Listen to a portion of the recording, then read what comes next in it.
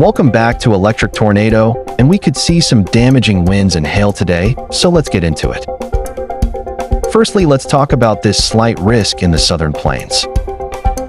Very strong winds, large hail, and possibly even an intense tornado.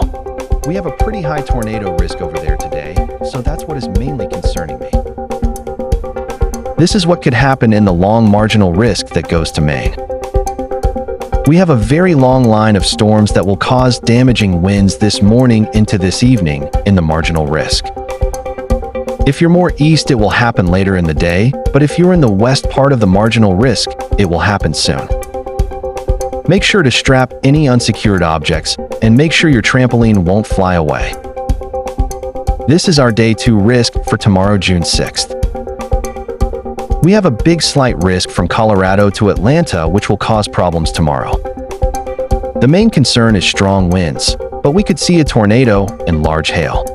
It will happen towards the evening tomorrow, but we could see some rain in Atlanta a little earlier. And another slight risk on June 7th, as we could see a big cluster go down into Georgia, or we could see some supercells towards the evening. And this is our tornado risk tomorrow.